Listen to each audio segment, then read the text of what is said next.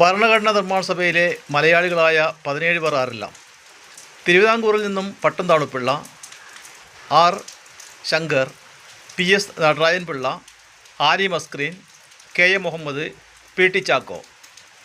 കൊച്ചിയിൽ നിന്നും P Govinda Menon.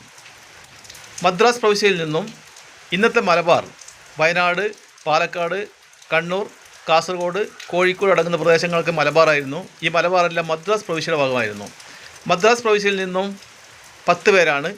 Ammu Swaminathan, Dakshayani Velayudhan, A K Menon, B P Pocker Sahib, K T M Ahammed Ibrahim, Muhammad Ismail Sahib, Abdul Sattar Haji, Madhava Menon, P Kunhiraman.